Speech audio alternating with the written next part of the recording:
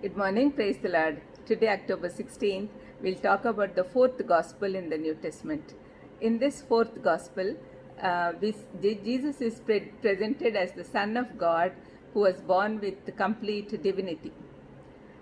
John 20:31 says, "These are written that you may believe that Jesus is the Christ, the Son of God."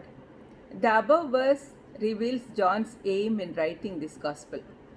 Just as a coin has two sides, both valid, so Jesus Christ has two natures, both valid.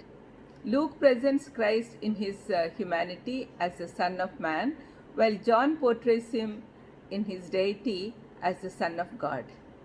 John's purpose is crystal clear: to set forth Christ in his deity in order to spark believing faith in his readers. John's Gospel is topical, not primarily chronological, and it revolves around 7 miracles and 7 I am statements of Christ, which is the sole feature of John. The Gospel of John is a gospel apart. Like Matthew, Mark, and Luke are called the synoptic gospels because despite their individual emphases, they describe many of the same events in the life of Jesus of Nazareth. John draws mainly upon events and discourses not found in other Gospels to prove to his readers that Jesus is God in the flesh, the eternal Word come to earth, born to die as God's sacrifice for human sins. The 7 miracles, which are also called signs, prove that Jesus is the Christ, the Son of God, and that, believing, you may have life in his name. No finer gospel tract has ever been penned than John's inspired account of Christ's life, death, and resurrection.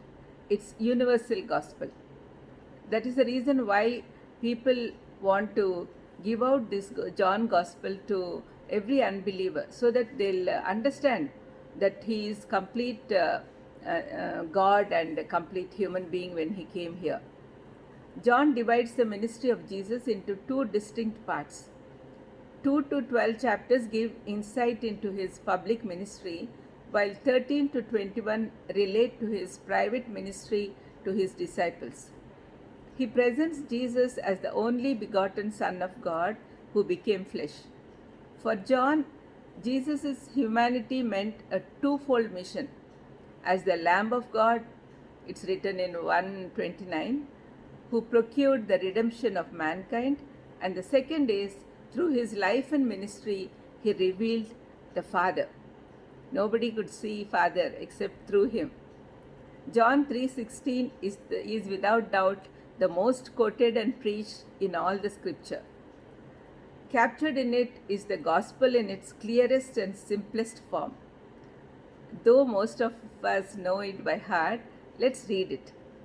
For God so loved the world that he gave his only begotten Son, that whoever believes in him should not perish but have everlasting life. Let's pray. Lord, thank you, Lord. Being God, you came onto this earth in the human form to redeem us. Please help us to realize this fact and live accordingly. In Jesus' precious name I ask.